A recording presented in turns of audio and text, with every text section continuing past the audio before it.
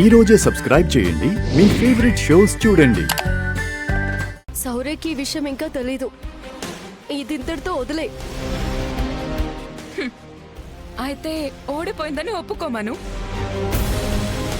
ఏం చేసైనా సరే నా శౌర్య సార్ని నేను కాపాడుకుంటాను.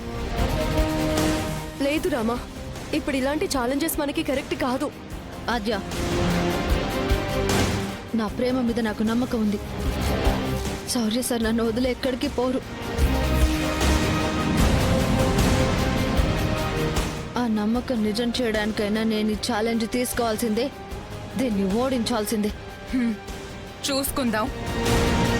చూసుకుందాం.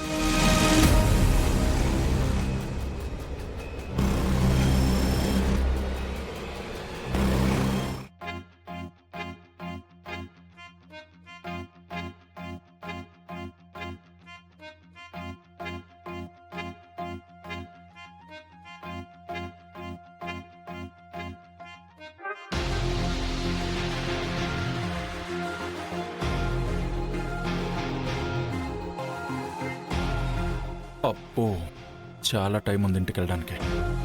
టైం పాస్ చేయడానికి ఫ్రెండ్స్ కూడా లేరే.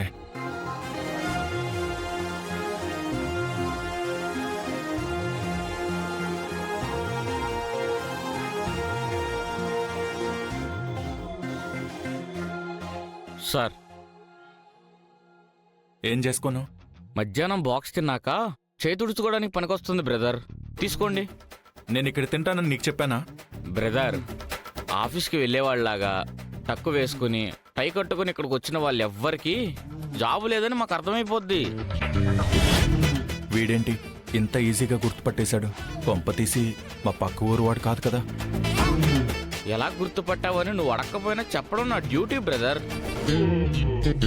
సరిగ్గా 4 రోజుల క్రితం నీలాగే టక్కు వేసుకుని టై కట్టుకుని ఒక వారం రోజులు మెయింటైన్ చేశా. కానీ అబద్ధాలు ఖర్చు ఎక్కువ కదా, కాస్ట్ పెరిగే కొద్దీ నేను వేస్ట్ అని అర్థమైంది. ఆ తర్వాత ఇదిగో ఏ పని దొరికితే ఆ పని చేసుకుంటున్నాను. నీలా నేను చేయలేను. నువ్వు ఒక్కడవే అనుకో బ్రదర్, గొడవ ఉండదు. నీ ఫ్యామిలీ కోసం అయితే తప్పదు కదా. ఇదిగో 5,000 పాంప్లెట్ పంచావు అనుకో, 500 వస్తాయి. చేస్తావా? ఏయ్ వెళ్ళు, పాంప్లెట్స్ పంచాలా నీకు? వెళ్ళు. నీ ఇష్టం.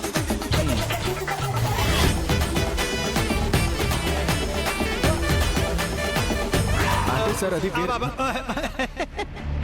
మా వాడికి ఉద్యోగం ఉంటే మీరు విడాకులు కాకుండా ఆపుతారా? ఆపుతాను. తన మన అనే భేదం లేకుండా ఉద్యోగ ధర్మాన్ని పాటిస్తూ పదోన్నతులు పొందాల్సిందిగా మనస్ఫూర్తిగా ఆశీర్వదిస్తున్నాను.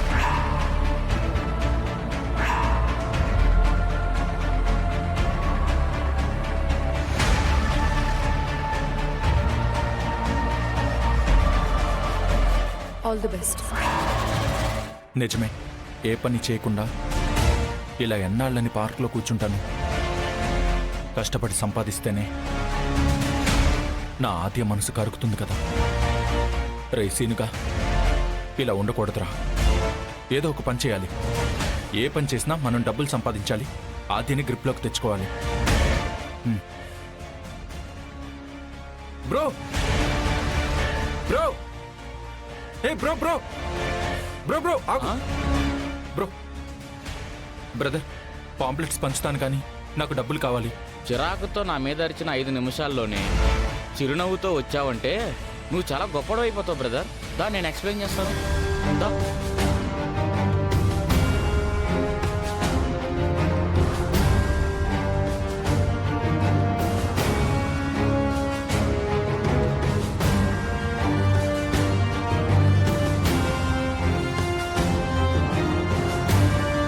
అన్నయ్య, ఇది వచ్చేసి యానం నుంచి పావుచారులు తెప్పించిన ఖర్చుది. ఒకసారి చూడండి. ఎరువులు తెప్పించారా? నిన్ననే లోడ్ వచ్చింది అన్నయ్య. దాని బిల్లు దీని కిందే ఉంది, చూడండి.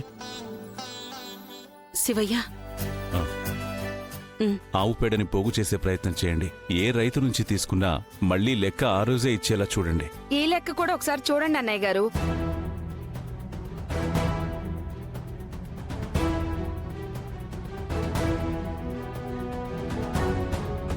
ఏంటది? మూట అదే ఏం మూట అని. విప్పి చూస్తే పోలా?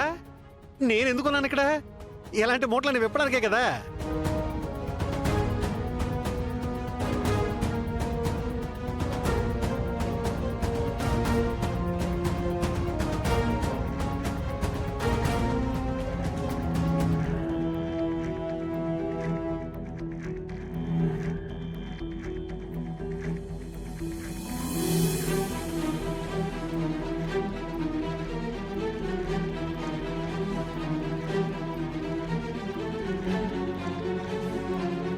అంతా బంగారమే. నువ్వు కూడా దుబాయ్కి వెళ్ళొచ్చావా అక్క? అలా అంటావేంటోదినా? ఇవి పెళ్ళప్పుడు రామలక్ష్మికి పుట్టింటి తరపున మనం పెట్టిన నగలే కదా.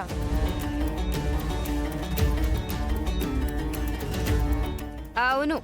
ఇవి ఇక్కడికి తీసుకొచ్చారేంటి ప్రమీళ గారు? మీ కూతుర్ని మీ ఇంటికి తీసుకొచ్చేశాక ఇవి మా ఇంట్లో ఉండడం దేనికి?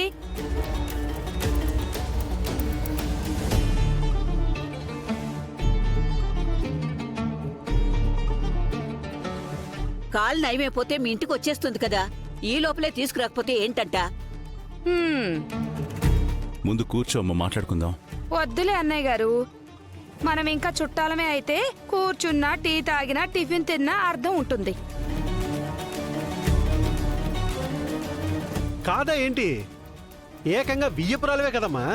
ఆ సంబంధాలు తెగిపోతుంటే ఇంకా వరసలేంటండి?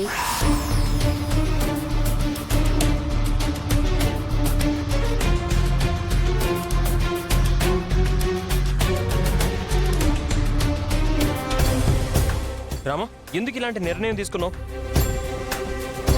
చెప్పాను కదా, ఈ విషయం ఎవరికి తెలిసినా దాన్ని యాక్సెప్ట్ చెయ్యరు అని. అసలు డైజెస్ట్ చేసుకోలేం కదా. నేను నిన్ను ఎంత ప్రేమించాను, నేను నిన్ను ఎంత ఇష్టపడ్డానో అందరికీ తెలుసు. మన ప్రేమని పెళ్లిగా మార్చుకోవడానికి మనం ఎంత కష్టపడ్డామో మర్చిపోయావా? మావయ్య వాళ్ళని ఒప్పించడానికి శ్రీను బ్రో ఆద్యాలు కూడా పెళ్లి డ్రామా ఆడాల్సి వచ్చింది. ఇప్పుడు గేమ్ గెలిస్తే గ్రౌండ్ సొంతం అవుతుందని అందరికీ తెలిసిన విషయమే కదా. కానీ ఎందుకు కావాలని నిన్ను రెచ్చగొట్టి శౌర్య మీద ఎందుకు పందెం కట్టాలి? మనిద్దరిని వేరు చేయడానికి అలా చేసింది. అదంతా కుట్ర రామా. దేవుడు దిగొచ్చినా మనల్ని ఎవరూ వేరు చేయలేరు సార్. అంత దాకా ఎందుకు? నేను ఓడిపోతే మేము విడిపోతాం అన్నట్టు చెప్పింది నువ్వే కదా. అంటే నేను గెలుస్తాను అనే నమ్మకం మీకు లేదా సార్? నమ్మకానికి మించిన ప్రేమ ఉంది రామా. ఆ ప్రేమతోనే చెప్తున్నాను ఇవన్నీ ఎందుకు అని. చూడు రామా, నీకిలా జరిగి ఉండకపోతే అది ఇంకొన్ని కోరికల లిస్ట్ రాసిచ్చినా అందులో ఒక్కటి కూడా నెరవేరదు అని అందరికీ తెలుసు. ఎందుకంటే నువ్వు హాకీ స్టిక్ పట్టుకున్నావంటే ప్రేయర్స్ కి ఎలా చెమటలు పట్టిస్తావో తెలుసు.